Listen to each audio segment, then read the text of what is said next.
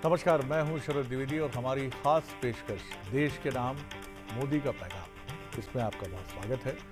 पैमाना new normal तय कर दिया है। पहला, भारत पर आतंकी हमला हुआ तो मुंह तोड़ जवाब दिया जाएगा। हम अपने तरीके से अपनी शर्तों पर जवाब देकर रहेंगे। हर उस जगह जाकर कठोर कार्रवाई करेंगे जहां से आतंकी जड़ें निकलती हैं। दूसरा, कोई भी न्यूक्लियर ब्लैकमेल भारत नहीं सहेगा। न्यूक्लियर ब्लैकमेल की आड़ में पनप रहे आतंकी ठिकानों पर भारत सटीक और निर्णायक प्रहार करेगा। तीसरा, हम आतंक की सरपरस्त सरकार और आतंक के आकाओं को अलग अलग नहीं देखेंगे। ने सुना, महत्वपूर्ण बातें कही उन्होंने। 3 संदेश बहुत साफ उन्होंने दिए हैं। पहला संदेश है कि हमने ये जो कार्रवाई की है, मुंहतोड़ जवाब दिया है अपने तरीके से और अपनी शर्तों पर। हमने ये एक्शन लिया है, इसमें कोई दबाव नहीं, कोई प्रेशर नहीं। दूसरी बात उन्होंने बहुत महत्वपूर्ण कही, न्यूक्लियर ब्लैकमेल भारत नहीं सहेगा। किसी भी स्थिति में हम न्यूक्लियर ब्लैकमेल की स्थिति नहीं सहेंगे। दूसरा, आतंकी और आतंक परस्त सरकार, ये एक ही सिक्के के 2 पहलू हैं और इनको भी हम टॉलरेट नहीं करेंगे, क्योंकि ये दोनों एक ही सिक्के के 2 पहलू हैं। उन्होंने जैसा कहा कि हम विश्व समुदाय को भी बता देना चाहते हैं कि हम पाकिस्तान से सिर्फ बात करेंगे आतंक के मसले पर और पाक ऑक्युपाइड कश्मीर के मसले पर। यानी 2 ही बिंदु रहेंगे। जब तक पाकिस्तान से जब भी चर्चा होगी तो मुद्दे सिर्फ 2 रहेंगे, आतंकवाद और पाक ऑक्युपाइड कश्मीर। और साफ किया उन्होंने कि अभी ये जो कॉन्फ्लिक्ट है इसको ख़त्म नहीं किया गया है, सिर्फ स्थगित किया गया है। ऑपरेशन सिंदूर का भावनात्मक तरीके से उन्होंने इसका पूरा खाका पेश करते हुए कहा कि ये भारत की नीति का हिस्सा है। जिन आतंकियों ने भारतीय महिलाओं के माथे का सिंदूर छीना, हमने उन्हें बता दिया कि अगर सिंदूर की तरफ हाथ बढ़ा तो हम क्या कर सकते हैं। और आज आतंकवाद को लेकर जो कार्रवाई भारत की हुई है, 7 मई से लेकर जो आरंभ हुई, वो ये बताती है कि हमने क्या किया। 100 से ज़्यादा आतंकी मारे गए, कई बहुत ऐसे ड्रेडेड आतंकियों को हमने धूल मिट्टी में मिला दिया। उन्होंने कहीं ना कहीं बुद्ध पूर्णिमा के साथ शांति की भी बात की और भारत की जो पोजीशनिंग है उसका भी जिक्र किया। और उन्होंने कहा कि भगवान बुद्ध ने हमें शांति का रास्ता दिखाया, लेकिन शांति भी शक्ति से होकर गुजरती है। शांति के लिए भी व्यक्ति का शक्तिशाली होना बहुत आवश्यक है। आखिर बुद्ध ने भी राजपाट का जीवन छोड़ा था, जिसके लिए बहुत गहरी शक्ति की आवश्यकता है, तब वो शांति के, आत्म शांति के मार्ग की तरफ वो बढ़े। तो बहुत महत्वपूर्ण बात उन्होंने की है। और चलिए एक बार हम फिर सुनवाते हैं कुछ महत्वपूर्ण बातें जो प्रधानमंत्री ने कही हैं। बहावलपुर और मुरिद के जैसे आतंकी ठिकाने एक प्रकार से ग्लोबल टेररिज्म की यूनिवर्सिटीज रही है। दुनिया में कहीं पर भी जो बड़े आतंकी हमले हुए हैं, चाहे 9/11 हो, चाहे लंदन ट्यूब बॉम्बिंग हो या भारत में दशकों से जो बड़े बड़े आतंकी हमले हुए हैं, उन सब के तार कहीं ना कहीं आतंक के इन्हीं ठिकानों से जुड़ते रहे। चलिए अब इसी को जरा और डिकोड करने के लिए जो मेहमान हमारे साथ हैं हम उनकी तरफ रुख करते हैं। मेरे साथ भोपाल स्टूडियो में हैं ब्रह्मदीप अलूने जी, विदेश मामलों के जानकार हैं, पूरे समय हमारे साथ गहराई से विश्लेषण के लिए जुड़े रहे। युवा कांग्रेस नेता आनंद जाट जी हैं, स्पोक्स पर्सन हैं, उनका बहुत स्वागत करता हूं। साथ ही हमारे साथ हैं major general retired doctor Rajesh Chhaba, जिनके इनलाइटेंड कमेंट हमें भविष्य देखने के लिए इस पूरे कॉन्फ्लिक्ट के दौरान हमारी बहुत मदद करते रहे, मैं उनका स्वागत करता हूं। और साथ ही बीजेपी के सीनियर लीडर और पूर्व विधायक यशपाल सिंह सिसोदिया जी भी हमारे साथ हैं, उनका भी मैं स्वागत करता हूं। सबसे पहले अलूने सर, आपकी टिप्पणी के साथ मैं आगे बढ़ना चाहूँगा। महत्वपूर्ण बात यह है कि अभी समाप्ति नहीं हुई है, भारतीय सेना को फ्री हैंड है और पाकिस्तान से दो ही मसलों पर बात होगी। पाकिस्तान ऑक्युपाइड कश्मीर एजेंडा बहुत साफ है और आतंकवाद समाप्त करने को लेकर। और इसके पहले जैसा उन्होंने अपनी महत्वपूर्ण बातें कही हैं कि हम अपने तरीके से और अपनी शर्तों पर हमने कार्रवाई की है पाकिस्तान के खिलाफ, न्यूक्लियर ब्लैकमेल नहीं हम झेलेंगे और आतंकी सरकार और आतंक परस्त सरकार को भी हम नहीं बर्दाश्त करेंगे। इन सारे मसलों पर आपकी एक क्विक कमेंट सर आपका। जी देखिए शरद जी, जो ऑपरेशन सिंदूर है उसके बाद कार्रवाई के बाद जो घटनाक्रम हुआ है और पीएम के जो भाषण है उसका इंतज़ार पूरा देश कर रहा था और बहुत कम समय में बहुत सारगर्भित, सटीक और बहुत ही विचारोत्तेजक चीज़ें उन्होंने कही है। उसके संदेश भारत के लिए इसलिए महत्वपूर्ण है कि हमारी सेना बहुत मजबूत है, हमारे लोग बहुत मजबूत हैं, हमारी राजनीतिक पार्टियों ने सबने मिलकर साथ दिया, मतलब देश के लिए बहुत बड़ा संदेश था। पाकिस्तान को बहुत स्पष्ट कहा है कि हम आतंक के साथ आतंक के आकाओं को भी जोड़ेंगे। स्पष्ट संदेश है कि भारत जैसे आतंकवादी वैसे ट्रीट करने वाली आने वाले समय में वहाँ की सेना को और वहाँ के शीर्ष सत्ता को, बहुत बड़ा संदेश है। पीएम ने चीन से भी कहा है, चीन को भी संदेश है इसमें, क्योंकि चीन इस लाइन पर चलता है कि शक्ति बंदूक की नली से निकलती है। हमारे पीएम ने कहा कि शांति भी, जो शांति का मार्ग है वो भी शक्ति से निकलता है। मतलब चीन को भी संदेश दे दिया है, दुनिया को भी संदेश दिया है कि हम परमाणु ब्लैकमेल से डरने वाले नहीं हैं।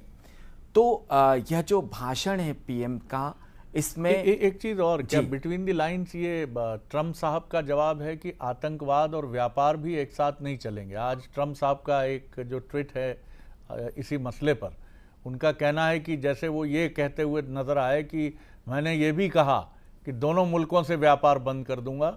मतलब वो इसके इम्पैक्ट को भी देख रहे थे कि मैं दोनों मुल्कों को मैंने कहा कि अगर सीज फायर नहीं हुआ तो मैं आपसे भी व्यापार नहीं करूंगा, आपसे भी नहीं करूंगा। जी बिल्कुल शरद जी, देखिए जो अमेरिका के लिए पाकिस्तान गैर नाटो सहयोगी देश है, मतलब रणनीतिक तौर पर उनकी भागीदारी घटनाक्रम में तमाम विरोधाभास के बावजूद अमेरिका भारत के साथ नजर आता है और जो अंदेशे व्यक्त किए गए उसके बावजूद यह भी चीज़ें सामने आई है कि जो मार्क रूबियो है अमेरिका के विदेश मंत्री, उन्होंने जब युद्ध रुकवाने की बात मोदी जी से कही तो मोदी जी ने इस पर बहुत ही सख्त जवाब दिया और यही कारण है कि घटनाक्रम घूमकर शहबाज शरीफ तक गया। और देश को यह नहीं भूलना चाहिए कि पाकिस्तान का फ़ोन आया था भारत में और जो पाकिस्तान कुप्रचार कर रहा है, गिड़गिड़ा रहा है। जी बिल्कुल। तो ये जो देश के मन में बहुत सारे भ्रम पैदा करने की खासकर पाकिस्तान की सेना ने कोशिश की, तो बहुत सारी चीज़ें बहुत सामने हैं कि पाकिस्तान गिड़गिड़ाया था, अमेरिका ने कोशिश की थी, चीन को हमने जवाब दिया है, हमने हथियार गिराए, हमने आतंकी ठिकानों को नष्ट किया है और हम बातचीत जो है वो पाकिस्तान से नहीं करेंगे, हम ट्रेड नहीं करेंगे। और सबसे महत्वपूर्ण शरद जी, ये भी स्पष्ट हो गया है, ये जो अमेरिका को संदेश दिया है कि जो नदी को लेकर, सिंधु जल परियोजना को लेकर जो पाकिस्तान बावेला मचा रहा है, तो मोदी जी ने बहुत क्लियर कर दिया है कि खून और पानी साथ में नहीं बह सकता। मतलब एक लोकतांत्रिक देश के प्रधानमंत्री ने बहुत ही सख्त लहजे में दुनिया को बता दिया है कि हम पाकिस्तान के आतंकवाद को अब बर्दाश्त करने वाले नहीं है। आपने बहुत इंपॉर्टेंट कमेंट किया। मैं मेजर जनरल छाबा सर की तरफ चलूंगा। सर, एक और बहुत इंपॉर्टेंट बात है, उन्होंने कहा युद्ध का युग नहीं है लेकिन आतंक का भी युग नहीं है। और ऐसा कहते हुए उन्होंने ये भी कहा, उन्होंने विश्व को चेताया भी है कि इस समस्या से हम ही नहीं परेशान हैं। लंदन में रेलवे स्टेशन के ट्यूब अटैक्स हों या फिर अमेरिका का 9/11 हो, आप सब भी इस दर्द को बहुत अच्छे से समझते हैं। तो कृपया करके आतंकी फैक्ट्री पाकिस्तान को लेकर अपने रवैये में वो सख्ती और भारत के प्रति वो समर्थन भी व्यक्त करें। ये बिटवीन द लाइंस था, आपकी टिप्पणी जी। देखिए, भारत जब पहला एक्शन जो भारत ने लिया था 22 अप्रैल के बाद, वो था इंडस वाटर ट्रीटी को एब्रोगेट करना और उसे निलंबित कर देना जी। प्राइम मिनिस्टर की ये जो स्टेटमेंट की खून और पानी एक साथ नहीं बह सकते जी, इसका बड़ा स्ट्रेट फॉरवर्ड मतलब है कि इंडस वाटर ट्रीटी हम उसे अभी चालू नहीं करने देंगे जी, we will use it as a weapon. Water as a weapon हम चाइना के लिए यूज करते हैं कि वो इस्तेमाल करता है, परंतु भारतीय प्राइम मिनिस्टर ने बहुत क्लियर कर दिया कि वाटर एज ए वेपन हम भी यूज कर सकते हैं और हम करेंगे। उन्होंने 3 चीज बड़ी क्लियर की, terror and talk do not go together जी, terror and trade do not go together, और पानी और खून एक साथ नहीं बह सकता। First point. Second point is commitment अभी तक नहीं क्लियर आया कि डीजीएमओ की टॉक में कमिटमेंट क्या थे, पर दो बड़े पॉइंटेड चीजें जो प्राइम मिनिस्टर ने कही हैं वो दिखाता है कि जो कमिटमेंट दो कमिटमेंट हमने आई थिंक पाकिस्तान से लिए हैं कि टेररिज्म नहीं होगा और दूसरा आर्म्ड एक्शन नहीं होगा। क्योंकि ये अगर जो प्राइम मिनिस्टर ने बोला कि टेररिस्ट की एक्टिविटी बर्दाश्त नहीं होगी और कोई आर्म्ड एक्शन पाकिस्तान के द्वारा नहीं लिया जाएगा, ये बहुत महत्वपूर्ण पॉइंट्स हैं जो प्राइम मिनिस्टर ने दिए। उसके साथ साथ उन्होंने एक चीज बहुत क्लियर की, indigenisation, export potential, new age warfare capability. उसका सीधा सा मतलब है मॉडर्नाइजेशन भारतीय सेना का चलता रहेगा, इंडिजनाइजेशन प्रोग्राम बरकरार रहेगा और भारत के जो वेपन सिस्टम जो हमने डिप्लॉय किए वो वेपन वॉर प्रूवन हैं। उसका ये मतलब है कि हमारे जो हथियार है उनकी कैपेबिलिटी दुनिया ने देख ली है और ये बहुत बड़ा सिग्नल है कि हम एक वेपन प्रोड्यूसिंग कंट्री हैं, वेपन इंपोर्टिंग कंट्री ही नहीं रहे। जी। एक और जो इंपॉर्टेंट चीज जो उन्होंने कहा है कि पाकिस्तान ने अटैक किया इंडिया के मिलिट्री टारगेट के ऊपर, बहुत क्लियर जस्टिफिकेशन है कि हमारे सारे एक्शन जो थे वो पाकिस्तान के द्वारा किए हुए एक्शन के कारण ही थे। हमारा रिएक्शन था, हमारा एक्शन नहीं था। स्टार्टिंग फ्रॉम 22 अप्रैल जो टेररिस्ट का अटैक था वो बहुत क्लियर इंडिकेशन था कि हम अब टेररिज्म को बर्दाश्त नहीं करेंगे। और सबसे बड़ी बात जो उन्होंने कही है, न्यू नॉर्मल, एक वर्ड उन्होंने यूज किया था, न्यू नॉर्मल जी, and new red lines. New normal का सीधा सा मतलब है कि जो हमारा थ्रेशोल्ड है टेररिज्म के खिलाफ वो इतना लो हो गया है कि हम जहां चाहेंगे, वो ने ये भी वर्ड किया, हम जहां चाहेंगे जब चाहेंगे। दैट मीन्स पाकिस्तान के अंदर, पाकिस्तान की कोई भी एरिया सेफ नहीं है इंडिया के एक्शन के खिलाफ। और इंडिया का न्यू नॉर्मल ये है कि हमारे खिलाफ अगर टेररिज्म की एक्टिविटी होगी तो हम फ्री हैं कि हम कहीं भी अटैक कर सकेंगे। ये बहुत बहुत बड़े वर्ड्स जो उन्होंने यूज किए हैं। यस यस यस जी बिल्कुल। अभी और भी पॉइंट्स हैं, बिल्कुल मैं आता हूं अगर सर, आप मैं मुझे लौटता समय हूं, दें तो मैं मैं और भी बोल लौटता हूं, सकता हूं। एक क्विक रिएक्शन ले लूं और मेहमानों का आपने, लेकिन सबसे महत्वपूर्ण चीज है न्यू नॉर्मल। ये शब्द नए शब्द हैं, आप इनको कूटनीति में भी शामिल कर सकते हैं और इसको आप इस तरह भी देख सकते हैं कि जिनके मायने बहुत विस्तृत हैं। तो न्यू नॉर्मल जो है ये बताता है, इसका दूसरे संदर्भ में आप ये भी समझ सकते हैं कि ये ज़ीरो टॉलरेंस है। अगर आपने कहीं भी कुछ भी किया तो हम कहाँ तक चले जाएंगे, you cannot imagine mister Pakistan. आप क्या अंदाज़ा नहीं लगा सकते कि हम कैसा और क्या जवाब देंगे, क्योंकि हमने आपको बता दिया कि पूरे पाकिस्तान तक हमने, जब नूर खान एयर बेस तक हम पहुंच गए हैं जहां से 10 किलोमीटर दूर आपके एटॉमिक इस्टेब्लिशमेंट्स हैं, तो फिर आप कहां सुरक्षित हैं। आनंद जी एक क्विक कमेंट आपका, फिर मैं यशपाल जी की तरफ चलूंगा। लेकिन मुझे लगता है कि आज हम जिस मुद्दे पर हैं उस मुद्दे पर केंद्रित रहेंगे और किसी भी राजनीतिक बयानबाजी से अगर हम हटकर राष्ट्रहित में, और देश का प्रधानमंत्री है, किसी दल का नहीं है, हम उस पर बात करेंगे तो मुझे लगता है कि, और आपने, कांग्रेस ने जो देश की पुरानी 135 साल पुरानी पार्टी है, उसने इसको समझा है और इसी एटीट्यूड को लेकर आगे बढ़ी है। जी, एक कांग्रेसमैन होने के नाते और भारत का नागरिक होने के नाते मैं ये बात बहुत गर्व और खुशी के साथ कहता हूँ कि हमारी सेना ने जो आक्रामक प्रतिक्रिया दी, उससे हम सबका सीना गर्व से चौड़ा होता है और भारतीय सेना के शौर्य की जितनी तारीफ़ की जाए वो कम है।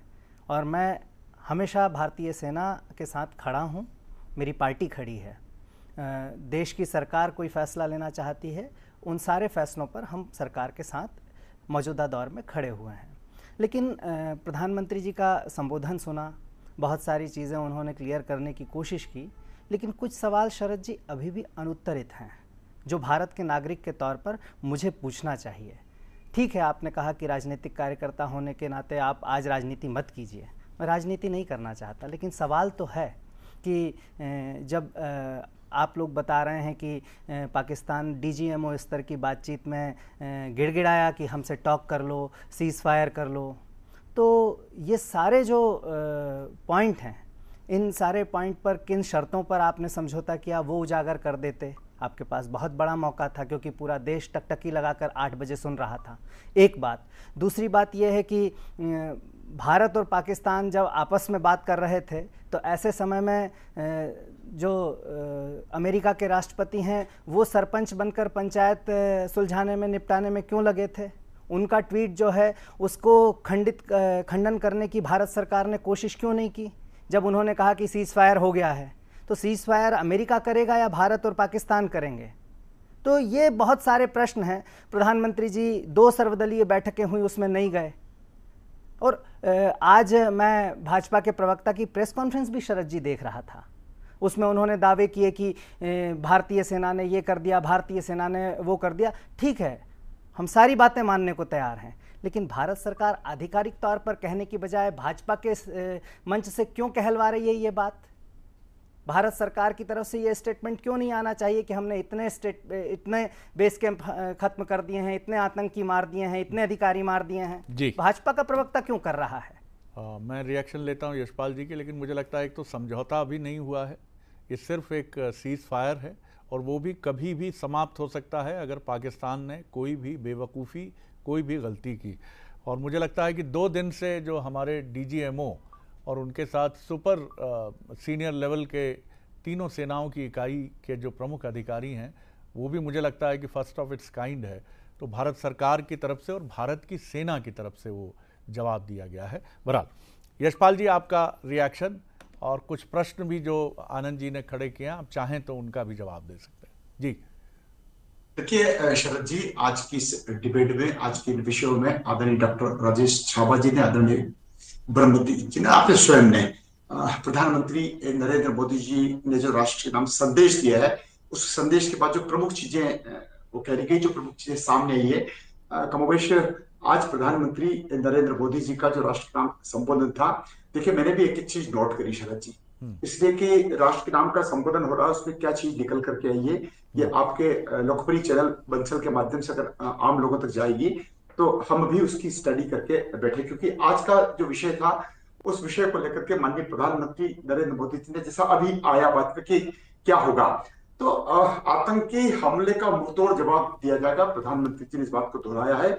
और अपनी शर्तों पर होगा, जो कुछ होगा वो भारत की अपनी शर्तों पर होगा, किसी की मेहरबानी पर नहीं होगा। माननीय प्रधानमंत्री जी ने स्पष्ट तौर पर कहा है आतंकवाद के आका और आतंकवाद की सरपरस्ती करने वालों को कटघरे में प्रधानमंत्री जी ने खड़ा किया है और ये अलग अलग इनको नहीं मापेंगे, ये प्रधानमंत्री नरेंद्र मोदी जी ने कहा है। जैसा कि आदरणीय राजेश जी ने भी कहा है, मैं भी इस चीज को दोहराऊंगा कि इस सारे संघर्ष में जो भारत की सेनाओं ने जो भारत के हमारे जो मेड इन इंडिया जो हमने जो हथियारों का निर्माण किया, उनके हथियारों की प्रामाणिकता शरद जी सिद्ध हुई है।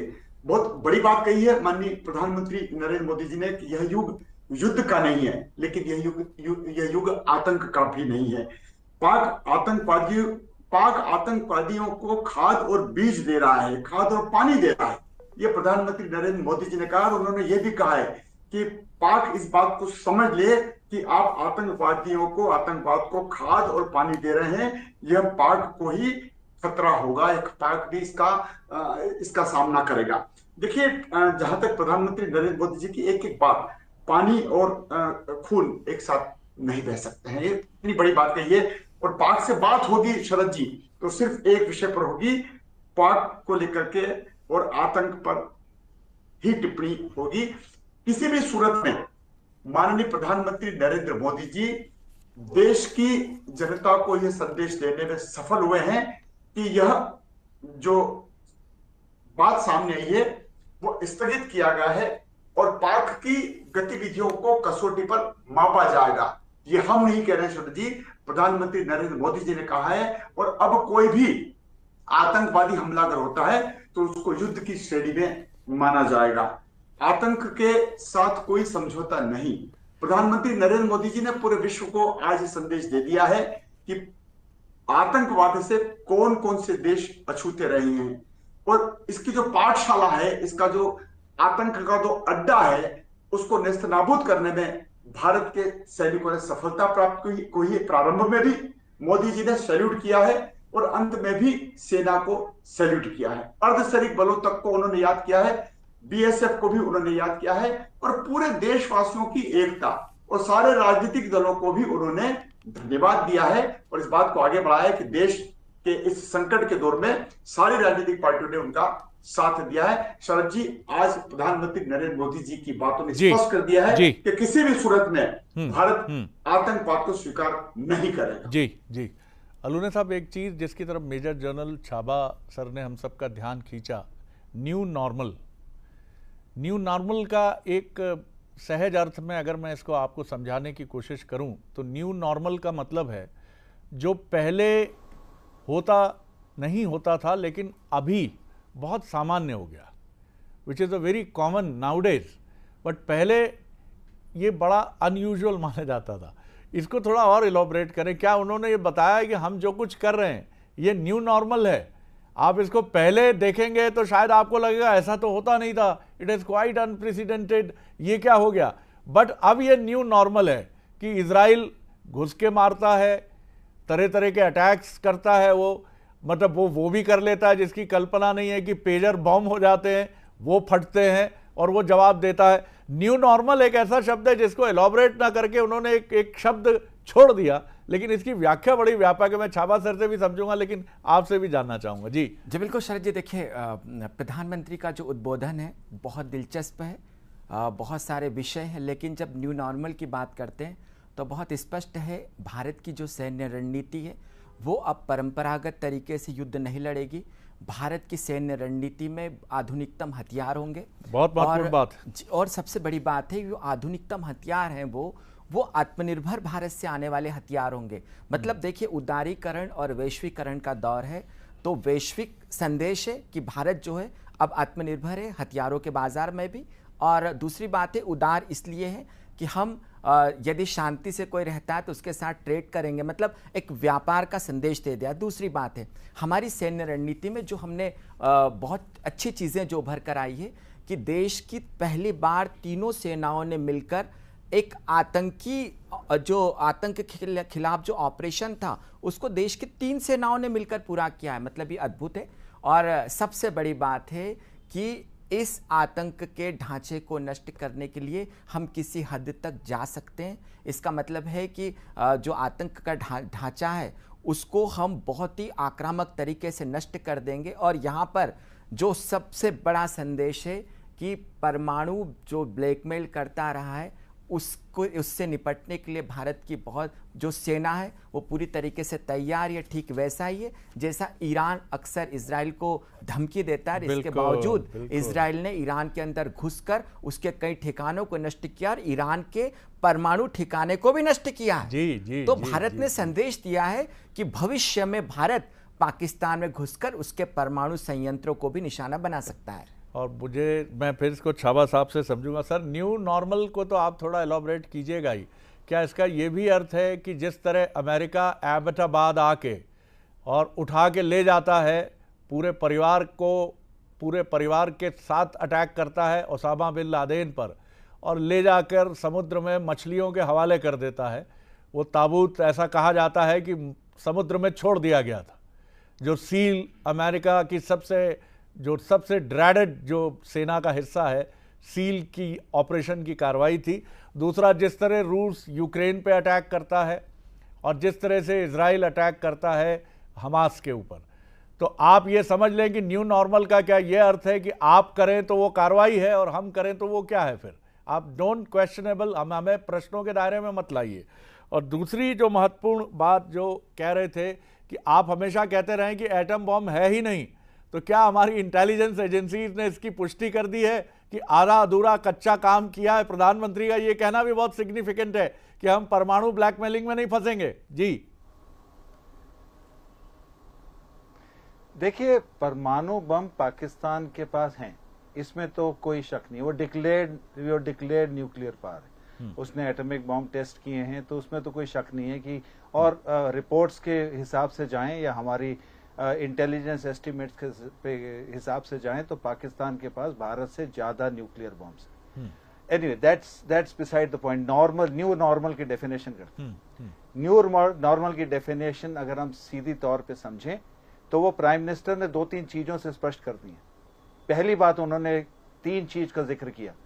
उन्होंने सर्जिकल स्ट्राइक का जिक्र किया जी, उन्होंने एयर स्ट्राइक का जिक्र किया, दैट मीन्स पुलवामा के बाद जो था, और तीसरा उन्होंने ऑपरेशन सिंदूर की बात की। इसका यह मतलब उन्होंने बड़ी क्लियर कर दिया कि भारत का जो रेस्पॉन्स है टेररिज्म के खिलाफ वो बढ़ता जा रहा है इंटेंसिटी में। एक इंटेंसिटी में बढ़ता जा रहा है और दूसरा जगह के ऊपर बढ़ता जा रहा है। उरी पीओके के अंदर था, बालाकोट पाकिस्तान के अंदर था, पर वो क्लोज टू JNK था। परंतु ये जो ऑपरेशन सिंदूर हुआ है उसमें जो टेररिस्ट कैंप अटैक किए गए हैं वो पूरे 4 पाकिस्तान के अंदर थे, और वो भी भावलपुर 100 से ज्यादा किलोमीटर अंदर। मुरीद के सेम 5 POK के अंदर, 4 पाकिस्तान के अंदर। उन्होंने ये बड़ा क्लियर कर दिया है कि अभी ज्योग्राफी से लिमिटेशन नहीं है। दूसरी बात जो उससे रिलेटेड है, terrorist supporting governments will not be acceptable. वो भले पाकिस्तान की आर्मी हो या पाकिस्तान की गवर्नमेंट, वो एक्सेप्टेबल नहीं है। ये भी न्यू नॉर्मल का ही हिस्सा है। नेक्स्ट न्यू नॉर्मल का जो पॉइंट बोला है कि हम डिसाइसिव स्टेप्स फ्यूचर में लेने के लिए हम प्रतिबद्ध हैं। दैट मीन्स हम एक्शन जो ये है वो हम लेते रहेंगे। और उसी के साथ साथ जो उन्होंने बोला था कि ये वेट एंड वॉच पॉलिसी है हमारी, अभी हम इंतजार करेंगे, देखेंगे कि पाकिस्तान क्या करता है और उसके बाद हम रिस्पॉन्स करने को तैयार हैं। तभी उन्होंने कहा ये सीज फायर है, ये विड्रॉल या ऑपरेशन सिंदूर का खात्मा नहीं है। तो न्यू नॉर्मल का सिंपल सा मतलब है कि इंडिया जिस तरीके से पहले काम करता था वो इस तरीके से काम नहीं करेगा। उसकी टॉलरेंस लिमिट और उसकी सैन्य शक्ति का प्रदर्शन वो अपनी मर्जी से करेगा और जहां चाहेगा वहां करेगा। बिल्कुल ठीक कहा सर, आपने काफ़ी अच्छे ढंग से आपने इसको समझाया है कि महत्वपूर्ण बात यह है कि हम 3 फेजेस का जिक्र न्यू नॉर्मल के तहत उन्होंने किया, जो आपने हमें समझाया। पहला उन्होंने बताया सर्जिकल स्ट्राइक, दूसरा उन्होंने बताया एयर स्ट्राइक, और ये तीसरा ऑपरेशन सिंदूर। और ये चीज़ें उन्होंने कहा कि अब इससे आगे भी कुछ हो ही सकता है। 2 मेहमान छत्तीसगढ़ से हमारे साथ हैं, वरिष्ठ पत्रकार राजनीतिक विश्लेषक राम अवतार तिवारी जी, और बीजेपी के सीनियर लीडर पूर्व विधायक श्रीचंद सुदरानी जी भी हमारे साथ हैं, उनका भी स्वागत करता हूं। एक छोटा कमेंट उनका भी। तिवारी साहब, एक बहुत संक्षेप में आपका कमेंट, वक्त हमारे पास सीमा में है, तो आप दोनों मेहमानों का एक छोटा छोटा कमेंट लूंगा मैं। तिवारी साहब पहले आप। जी तिवारी साहब। सर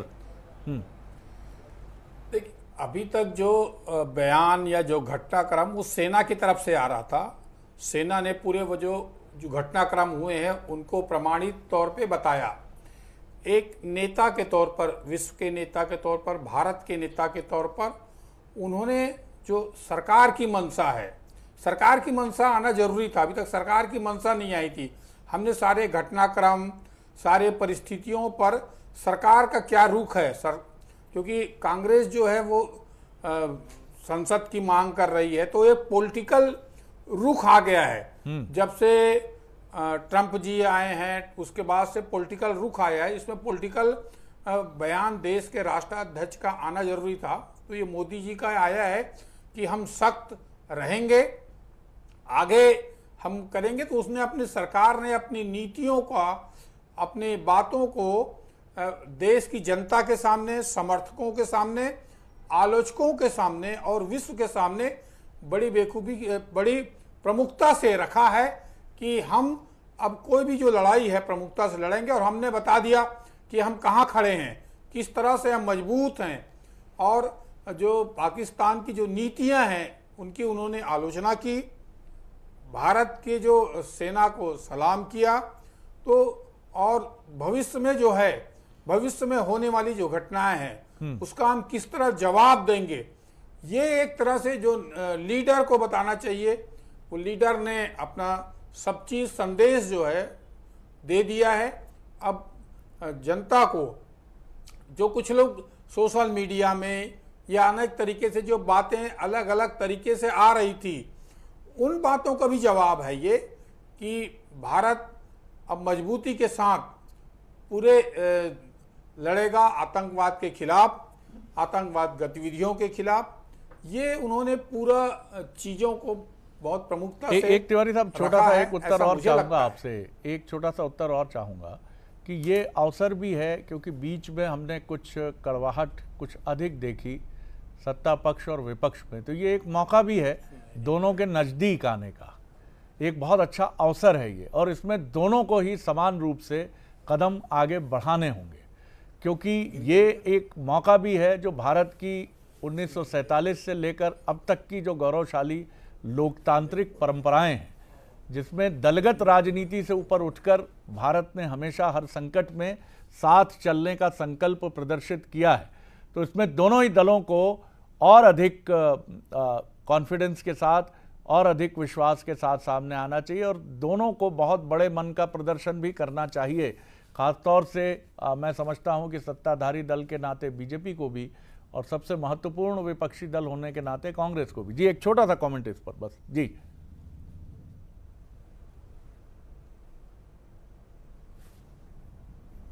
चलिए, मुझे लगता है मेरा सवाल सुन नहीं पाए। जी जी शरद जी, हाँ, जो जिस तरह से भारत बहुत मजबूती के साथ लड़ा है, अपनी सारी स्थितियों को विश्व के सामने रख दिए हैं। पाकिस्तान को किस तरह की, पाकिस्तान क्या कर रहा है उन्होंने वो रखा है, और पूरे घटनाक्रम के बाद चलिए मैं एक बड़ी खबर आपको बता दूं। इस वक्त जो बड़ी खबर आ रही है वो ये है कि दोनों देशों के डीजीएमओ सीज फायर का उल्लंघन न करने पर सहमत है। हमने तो किया नहीं, पाकिस्तान ने किया तो हमने जवाब दिया, लेकिन ये बड़ी खबर है इस वक्त की कि दोनों मुल्कों के डीजीएमओ की जो बातचीत हुई है उसका एक सार सूत्रों के हवाले से ये निकल कर सामने आ रहा है कि सीज फायर का उल्लंघन नहीं किया जाएगा। तो इससे इस बात को बल मिलता है कि पाकिस्तान अब उसकी अक्ल ठिकाने लग गई है और वो समझ रहा है चीज़ों को कि भैया हमने को क्या करना है और क्या नहीं करना है। तो ये बड़ी बात है, एक अच्छी बात है। श्रीचंद सुंदरानी सर, एक छोटा कमेंट आपका, फिर आनंद जी की तरफ और सिसोदिया साहब की तरफ चलूंगा मैं जी। देखिए, प्रधानमंत्री जी ने राष्ट्र के नाम संबोधन में एक बात साफ कही कि पानी और खून एक साथ नहीं बहेंगे, और ऑपरेशन सिंदूर स्थगित हुआ है, समाप्त नहीं हुआ है। दूसरी बात उन्होंने कहा कि युद्ध के रास्ते हमेशा खुले रहेंगे अगर पाकिस्तान अपनी आदत नहीं छोड़ेगा, पाकिस्तान अपने व्यवहार को नहीं बदलेगा तो उसको युद्ध का सामना करना पड़ेगा। 2 दिन में, जिस 2 दिन के कार्रवाई में सेना ने जितनी क्षति पाकिस्तान को पहुंचाई है, निश्चित रूप से 2 दिन 3 दिन और मिल जाते तो शायद हिंदुस्तान के नक्शे से पाकिस्तान, पूरे विश्व के नक्शे से पाकिस्तान आउट हो जाता। लेकिन युद्ध किसी के भी पक्ष में नहीं होता। हम निश्चित रूप से जीतते। हमारी सेना इतनी गौरवशाली सेना है, वो पाकिस्तान पे पूरा विजय प्राप्त करती। लेकिन कहीं न कहीं हमारे देश में भी बहुत सारी चुनौतियां थी, आर्थिक चुनौतियां आती, महंगाई बढ़ती या अन्य बहुत सारे कारण होते जो हम तेजी से विश्व गुरु बनने की दिशा में आगे बढ़ रहे हैं। कहीं न कहीं उसमें भी थोड़ा सा ब्रेक लगता, और निश्चित रूप से युद्ध किसी के भी हित में नहीं होता। लेकिन अगर पाकिस्तान अपनी आदतों को नहीं सुधारेगा तो प्रधानमंत्री जी ने खुले शब्दों में कहा है कि हम युद्ध के रास्ते खुले रखें। जी जी, आनंद जी। मैं बहुत छोटी सी बात कहना चाहता हूं। मेरे पास आज सुबह दिसंबर 2023 में अमित शाह जी ने संसद में बोला था, सीज फायर के नुकसान बताए थे कि 1948 में अगर 3 दिन और युद्ध चल जाता तो जो पीओके हमसे गया है वो वापस ले लिया जाता। इस सीज फायर को अचानक जब भारतीय सेना ने बढ़त हासिल कर ली थी, क्यों किया गया? और अभी 1 घंटे पहले जो है अमेरिका के राष्ट्रपति ने अपने देश को संबोधित किया, उसमें कहा कि मैंने भारत पाकिस्तान का युद्ध रुकवा दिया है। तो मैं ये समझता हूं कि यहाँ पर सरकार को स्थितियां क्लियर करना चाहिए। और मैं कांग्रेस का प्रवक्ता होने के नाते नहीं पूछ रहा हूँ ये बात, ये भारत के जिम्मेदार नागरिक होने के नाते एक लोकतांत्रिक सरकार से ये सवाल पूछना चाहता हूँ कि इस पर देशवासियों को स्थिति स्पष्ट की जानी चाहिए सरकार की तरफ से। और चाहे हमारे नेता आदरणीय राहुल गांधी जी हों या खड़गे जी हों, उन्होंने पूरा समर्थन जब दिया है सरकार को, तो क्या अभी आप ही कह रहे थे कि दोनों एक एक कदम बढ़ाएं तो दोनों साथ आ सकते हैं, दोनों के बीच जो कड़वाहट है पक्ष और विपक्ष के बीच वो खत्म हो जाएगी। तो क्यों ना संसद का विशेष सत्र बुलाकर प्रधानमंत्री जी इन सारी स्थितियों को क्लियर कर देते? निश्चित तौर पर मुझे लगता है कि अभी देर नहीं हुई है। अभी 7 तारीख से लेकर आज 12 तारीख तक घटना चक्र बहुत तेजी से चला है, और मुझे लगता है कि इस घटना चक्र के बीच में आज प्रधानमंत्री का आना, यानी 1 दिन के बाद, क्योंकि अभी एक टेम्परेरी सीज फायर की स्थिति है और जो डीजीएमओ दोनों बैठे हैं उनकी बात से ये भी राय बनी है कि हम कोई भी अभी इसका वायलेशन नहीं करेंगे।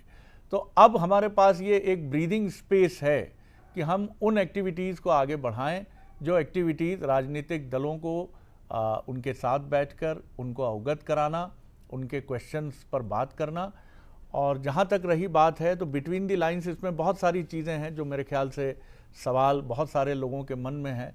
बहुत स्पष्ट है ये बात कि ये लड़ाई समाप्त नहीं हुई है, ये सिर्फ एक टेम्परेरी एक जगह हम रुके हैं। सिर्फ पाकिस्तान जैसे ही उसकी आदत है तो क्या वो फिर कोई काम करेगा, और करेगा तो अब की बार ऑपरेशन सिंदूर, सेना ने भी कहा कि ऑपरेशन जारी है, और सेना ने तो और स्पष्ट कहा कि हम युद्ध भूमि में हैं अभी। जी अलूने सर। जी बिल्कुल शरद जी, देखिए सबसे पहले तो एक बात बहुत स्पष्ट हो जाना चाहिए कि DGMO, director general of military operation, 2 देशों के जब बात करते हैं इसका मतलब है कि यहाँ से सैन्य कार्रवाई जो है उसको रोक दिया गया है। अब राजनीतिक संवाद के बारे में सोचा जाएगा, मतलब दोनों देशों के राजनीतिक संवाद यहाँ से शुरू हो सकते हैं।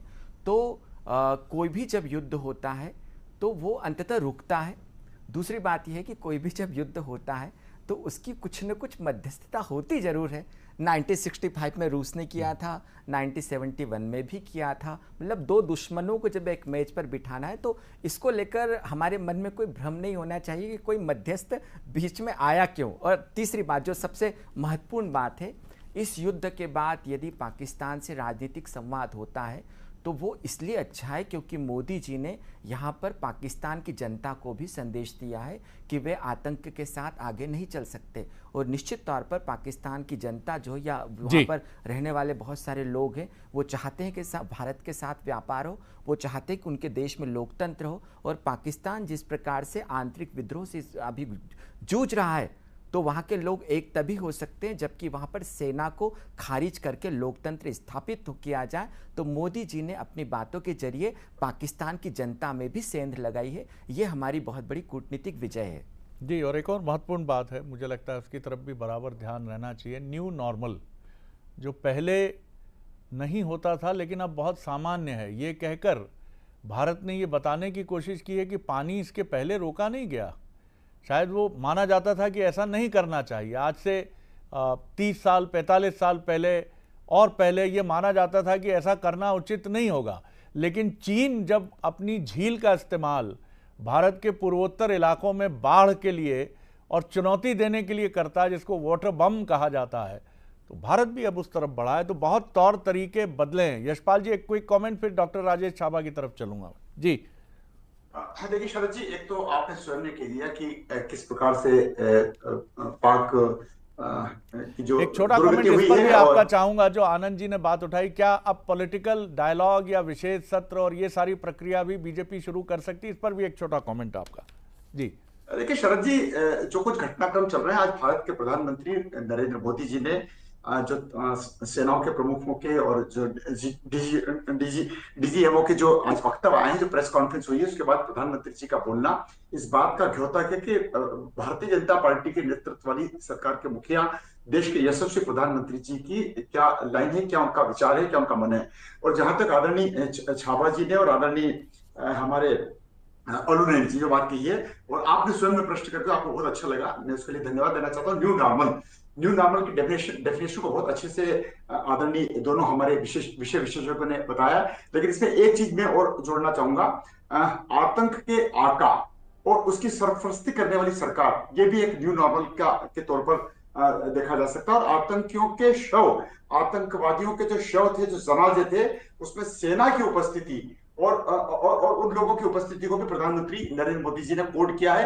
ये भी न्यू नॉर्मल की जो डेफिनेशन आदरणीय मेजर जनरल रिटायर्ड श्री छाबा जी ने की है और आदरणीय अलू ने जी की है, उसको मैं आगे बढ़ाने की बात कर रहा हूं। जहां तक सत्र की आपने बात कही है, अभी सत्र के का कोई विषय नहीं होता, क्योंकि जब सारी चीजें सामने, आपने अभी कहा है कि जिस प्रकार से पाकिस्तान ने सीज फायर का उल्लंघन किया, हमने सर्वदलीय बैठक तो मुझे लगता है निकट भविष्य में हो सकती है। आप ठीक कह रहे हैं। सर्वदलीय बैठक तो अभी दो बार भी हो गई है शरद जी। सर्वदलीय बैठक तो होती ही है, होना ही चाहिए उनकी, और रक्षा मंत्री जी ने उसकी अध्यक्षता करी है। जी जी जी मैं डॉक्टर राजेश छाबा साहब की तरफ चलूंगा।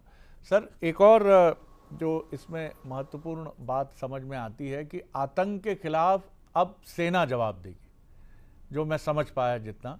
यानी ये जो बात हमने कही है कि अब आतंक को हम युद्ध से जवाब देंगे, उसका यानी सेना जवाब देगी। ये भी एक पहली बार मौका है कि अगर कोई आतंकी कार्रवाई होगी तो उसमें मिलिट्री का इन्वॉल्वमेंट ज़रूर होगा, जो पाकिस्तान की दिल दहला देने वाली बात है, क्योंकि बड़ी अच्छी सेना है उनकी, ऐसा दावा उनका भी रहता है और स्ट्रैटेजिस्ट भी करते हैं। दुनिया की एक ऐसी सेना है जो बड़ी अच्छी सेना है, लेकिन कोई युद्ध नहीं जीत पाई अभी तक। जी जी देखिए, जो एक बहुत बड़ी बात जो प्रधानमंत्री जी ने कही वो ये था कि zero tolerance is good for the world. जी, और ये पूरे दुनिया को ये जीरो टॉलरेंस पॉलिसी एक्सेप्ट करनी पड़ेगी अगर वो बेहतर फ्यूचर की तरफ जाना चाहते हैं। ये एक्चुअली आप देखें तो ये जो इजराइल पॉलिसी अडॉप्ट करता है, एग्जैक्टली सेम पॉलिसी की जो बात है वो भारतीय प्राइम मिनिस्टर ने आज की। ये बात पहले इतने स्पष्ट तौर पे नहीं की गई थी। अलूने सर ने एक बात की थी, न्यूक्लियर ब्लैकमेल। उन्होंने ना केवल न्यूक्लियर ब्लैकमेल की बात की, उन्होंने कहा कि जो टेररिस्ट एक्टिविटीज न्यूक्लियर ब्लैकमेल के अम्ब्रेला में पहले पाकिस्तान करता था, वो एक्सेप्टेबल नहीं है।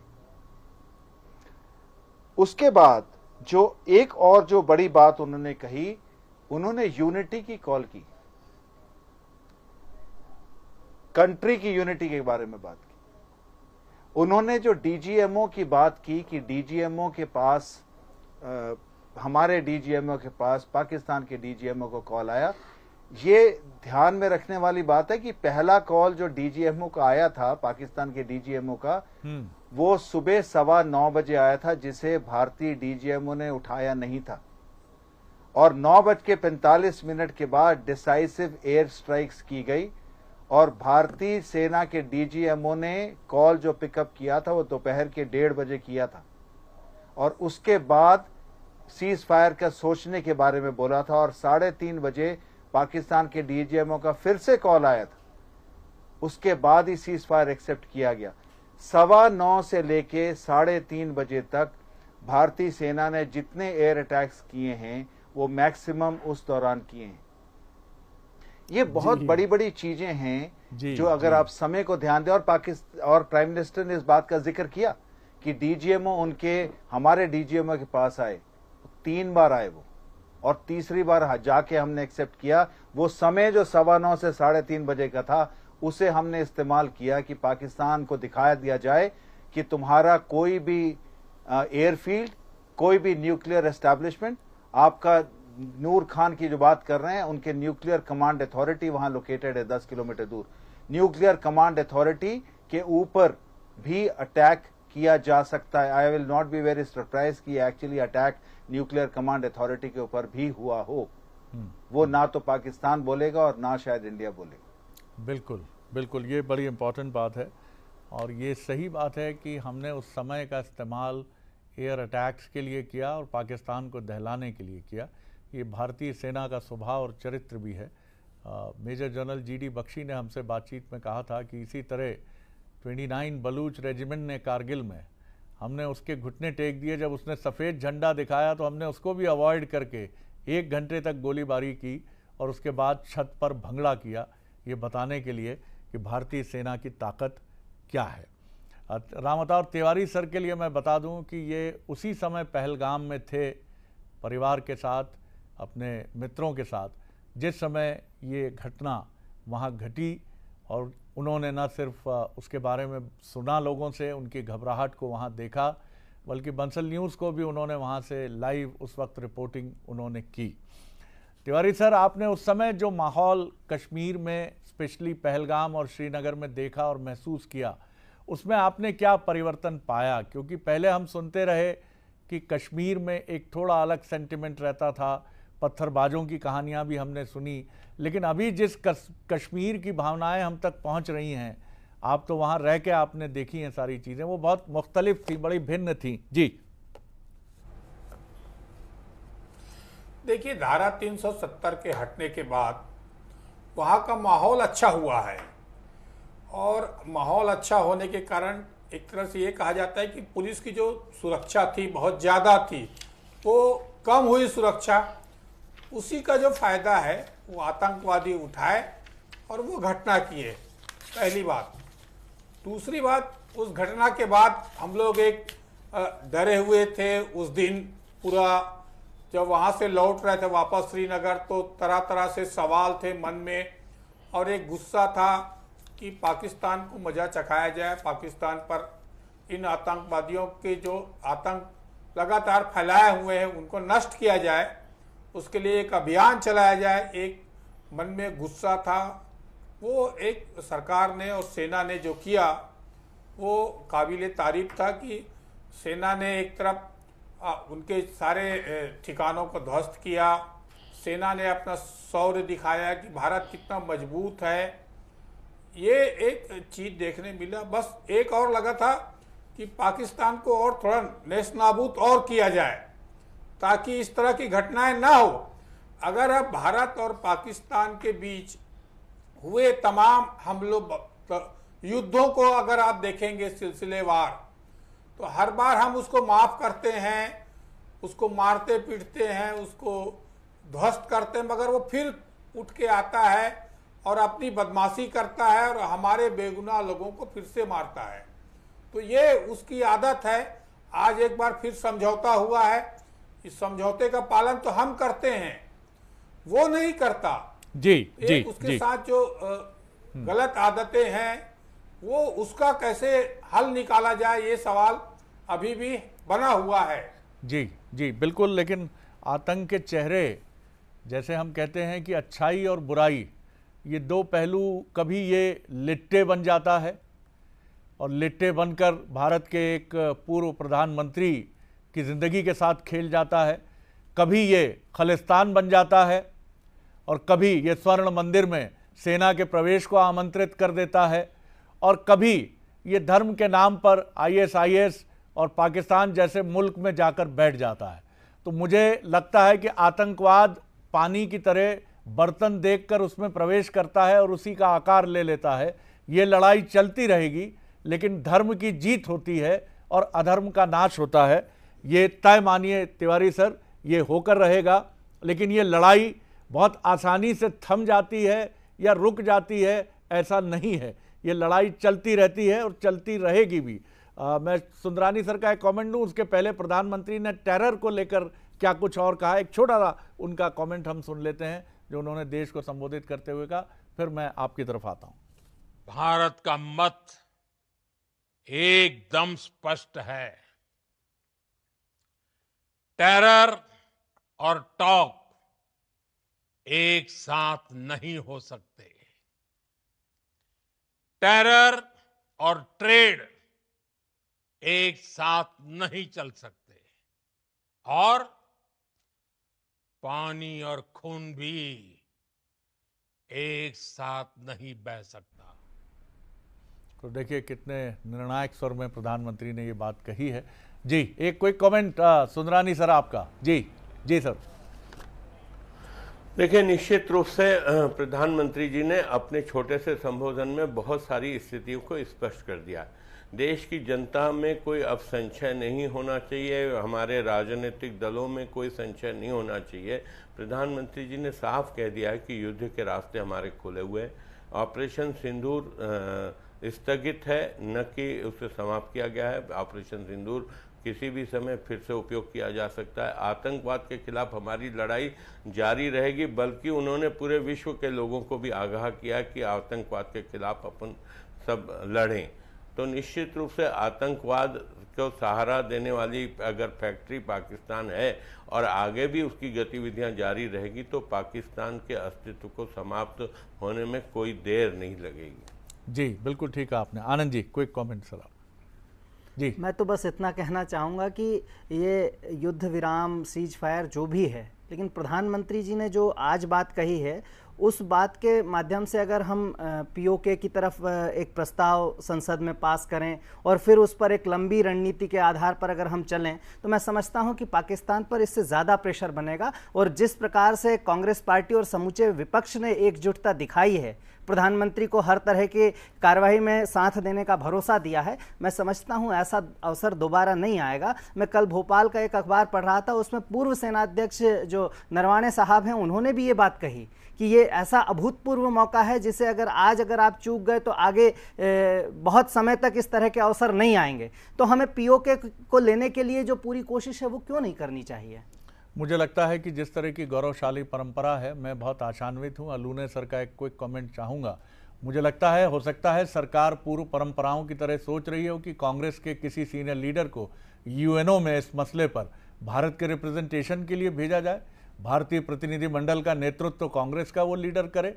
ये हमारी परंपरा का हिस्सा रहा है और इस परंपरा से मुझे नहीं लगता कि कोई भी सरकार और कोई भी दल, और आज भी वो आत्मीयता है, आज भी वो बात है। और मुझे प्रधानमंत्री का वो पहला वक्तव्य भी याद है, जब सदन की ड्योढ़ी को प्रणाम करते हुए, दंडवत करते हुए उन्होंने कहा था कि इस देश के निर्माण में सभी का योगदान है। मैं उन सारे दलों के नेताओं और उनके प्रमुखों का इस समय स्मरण कर रहा हूँ। तो ये सारी चीज़ें मुझे लगता है कि हम अपनी लोकतांत्रिक व्यवस्थाएं जो बहुत गहरी हैं, आज दुनिया में मैं बेचक गर्व से ये बात कह सकता हूँ कि हम कभी लड़खड़ाए नहीं। हमारे यहाँ सत्ता का हस्तांतरण एकदम शांतिपूर्वक होता है। माफ़ कीजिए, अमेरिका तक में नहीं होता।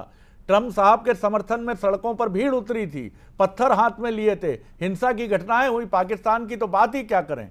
लेकिन भारत में कितनी शांति से सत्ता का ट्रांसफॉर्मेशन होता है, ये हमारी परंपरा है। अलूने सर। देखिए शरद जी, सबसे पहले तो बिल्कुल आपने सही कहा कि हमारे मूल्य और आदर्श जो है उनका अटल जी ने भी 1971 में इंदिरा जी की तारीफ की थी और उसकी अभी भी मिसाल दी जाती। लेकिन इस समूचे जो घटनाक्रम में जहां भारत खड़ा है और जहां मोदी जी की जो रणनीति उसको समझने के लिए यदि आपकी अनुमति हो तो मैं कुछ घटनाएं बताना चाहता हूं। बिल्कुल बिल्कुल, संक्षेप में जल्दी से। देखिए भारत के पहले प्रधानमंत्री नेहरू जी, उनकी नीतियां आदर्शवादी थी और चूंकि देश स्वतंत्र हुआ था तो आदर्शवाद की ओर चले, लेकिन उसके परिणाम 1962 में खराब साबित हुए।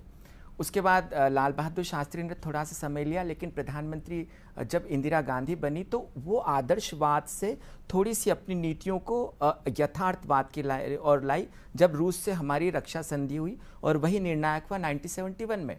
इसके बाद राजीव गांधी आए, मनमोहन सिंह आए, तो दुनिया में बहुत बदलाव आए। अटल बिहारी वाजपेयी आए, उन्होंने भी वो भी नियंत्रण और संतुलन की नीति पर चलते रहे।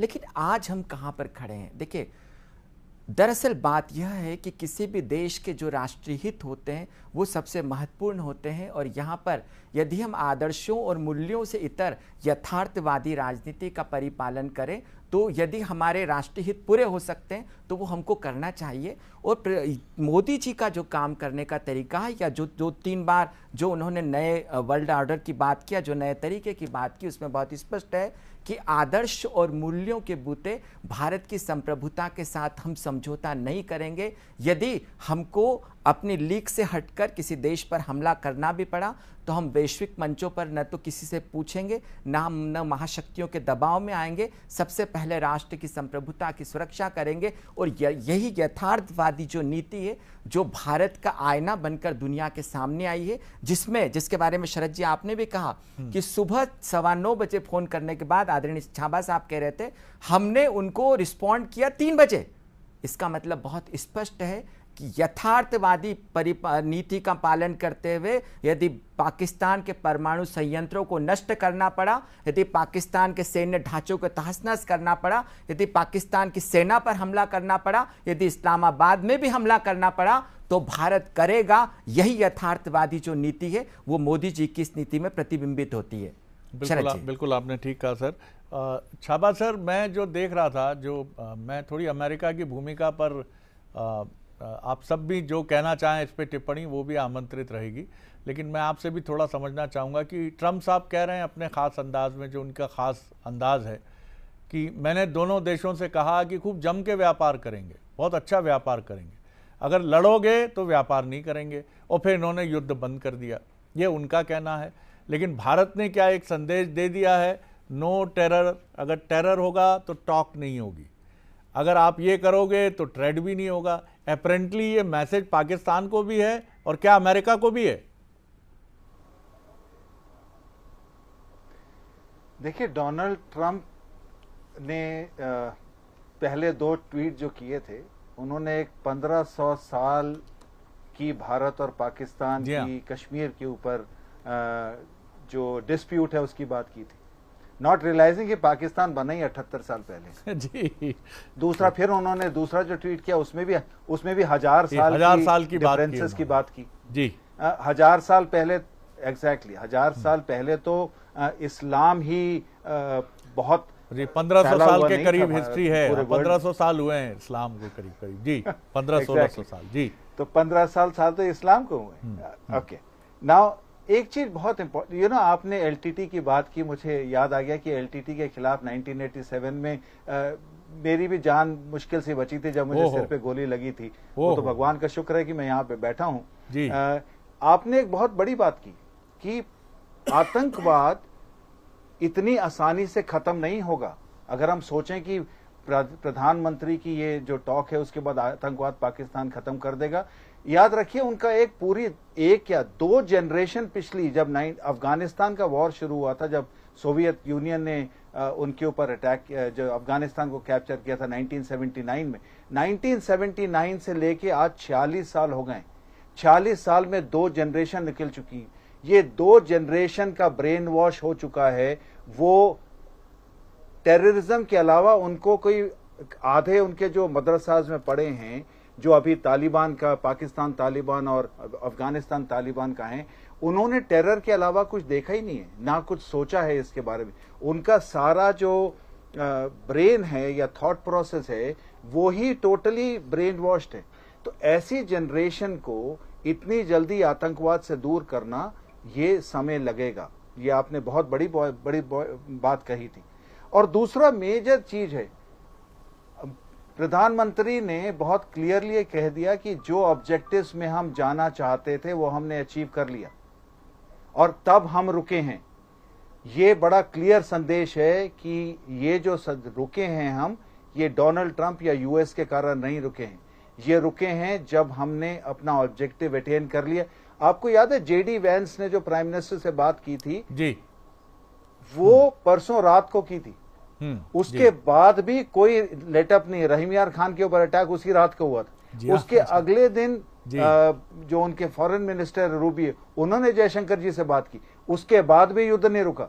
युद्ध रुका जब हमने अपने ऑब्जेक्टिव अटेन कर लिए, हमने उनके एयर बेसिस के ऊपर अटैक कर लिया, हमने उसकी नपुंगता दिखा दी कि आपकी एयर डिफेंस हमारे खिलाफ एक्शन नहीं ले सकती, हम कहीं भी और कभी भी अटैक कर सकते हैं। और मेरे हिसाब से हमें कोई जल्दी नहीं होगी टॉक स्टार्ट करने में। मैं कोई उम्मीद नहीं रखता हूं कि कोई टॉक इतनी जल्दी स्टार्ट होगी। पाकिस्तान प्राइम मिनिस्टर ने बड़ा क्लियर कर दिया है, terror and talk do not go together, terror and trade do not go together, terror and water do not go together. अगर ये तीन के ऊपर ही जिक्र, जब तक हम वेरीफाइबल और जब तक हम निश्चित नहीं हो जाते कि हम बात, पाकिस्तान ने अपने टेररिज्म सपोर्ट को खत्म कर दिया है, तब तक हम बात नहीं करेंगे। हमें कोई जल्दी नहीं है, हम अपर हैंड पे हैं जी, हमें कोई जल्दी नहीं है बात करनी। और मैं नहीं समझता कि टॉक होगी इतनी जल्दी किसी भी बात के ऊपर।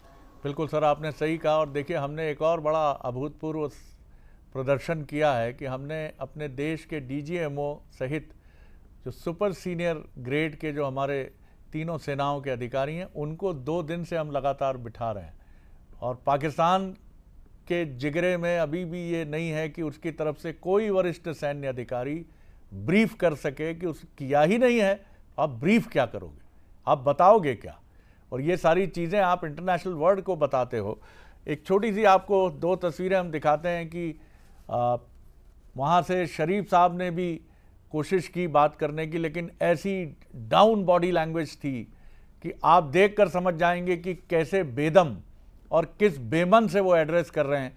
और एक तरफ हमारे प्रधानमंत्री हैं, कूल, काम, कंपोज्ड, आत्मस्वाभिमान से भरा चेहरा और स्पष्ट संदेश। जल्दी से देख लीजिए, फिर मैं फाइनल कमेंट्स लूँगा।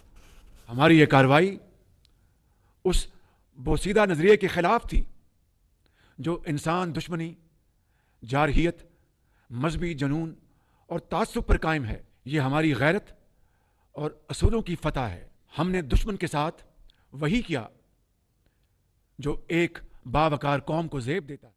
भारत का मत एकदम स्पष्ट है। टेरर और टॉक एक साथ नहीं हो सकते। टेरर और ट्रेड एक साथ नहीं चल सकते। और पानी और खून भी एक साथ नहीं बह सकता। एक की आंखों में असर्टिवनेस है भारत के प्रधानमंत्री, और एक की आंखों में गम है। कल क्या होगा नहीं मालूम, क्या किया जा सकता है नहीं मालूम। झूठ कैसे मन से कोई बोल सकता है, कितना भी बड़ा कलाकार क्यों ना हो, वो कभी भी उसमें वो आत्मा शामिल नहीं कर सकता। एक क्विक कमेंट लूँगा मैं सिसोदिया जी का, फिर अपने दोनों मेहमानों की तरफ चलूंगा। जी सर, एक बहुत जल्दी, कम वक्त है मेरे पास जी, 10 सेकंड।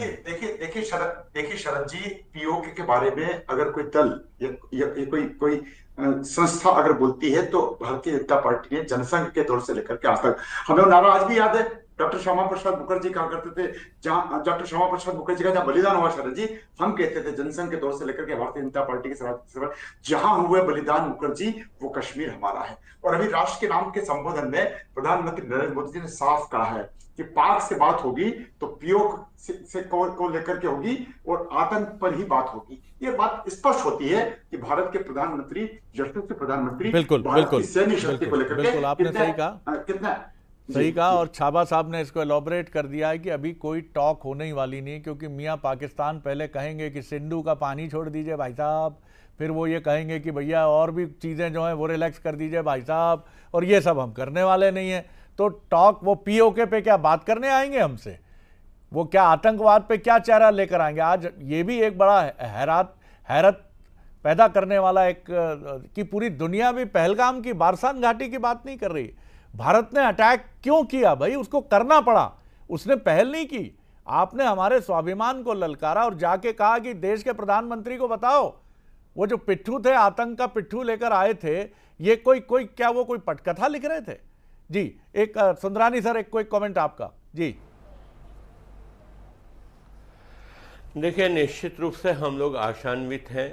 आने वाला कल हमारा है निश्चित रूप से, और पाकिस्तान अपनी गलतियों को दोहराएगा और पाकिस्तान को हम छोड़ेंगे नहीं, हमारी सरकार छोड़ेगी नहीं, हमारी देश की जनता और हमारी सेना जी सब मजबूत स्थिति में है, और उस मजबूत स्थिति से हम पाकिस्तान को सबक सिखाएंगे। बिल्कुल ठीक है सर, अब माफ़ी चाहूँगा, मैं आगे नहीं बढ़ा पाऊँगा, लेकिन आप सबके बहुत ही इनलाइटेंड कमेंट्स थे।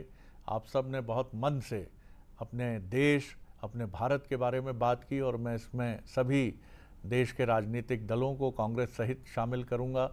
बिल्कुल ठीक बात है, एक लोकतांत्रिक व्यवस्था में प्रश्न पूछने का अधिकार है, लेकिन कांग्रेस ने भी उस शालीनता को, उस गरिमा को ध्यान में रखा है, और ये बहुत ज़रूरी है, क्योंकि ये उम्मीद हम पाकिस्तान से नहीं कर सकते, जहां बलूचिस्तान गुर्रा रहा है, जहां खैबर पख्तूनवा गुर्रा रहा है, जहां पर तहरीक-ए-इंसाफ पार्टी के कार्यकर्ता अपने देश का झंडा सड़क पर फेंक के अपनी पार्टी का झंडा लेकर कह रहे हैं कि इमरान खान को निकालेंगे और इनको शरीफ साहब को, शहबाज शरीफ साहब को फेंक देंगे।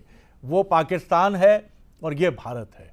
ये भारत की परंपरा है कि हम सारे मतभेद भुला देते हैं। जो प्रधानमंत्री ने भी कहा, कश्मीर से कन्याकुमारी तक भारत पूरी ताकत के साथ खड़ा है, और यही भारत की शक्ति है, जिसको लेकर कहा गया है कि कुछ बात है जो हस्ती मिटती नहीं हमारी, सदियों रहा है दुश्मन दौरे जहां हमारा। बहुत बहुत धन्यवाद आप सभी मेहमानों का, बहुत शुक्रिया, और बंसल न्यूज़ पर बने रहिए। खबरों का सिलसिला जारी है, और भारत पाकिस्तान के मसले से जुड़ी हर बड़ी खबर बंसल न्यूज़ पर है। नमस्कार।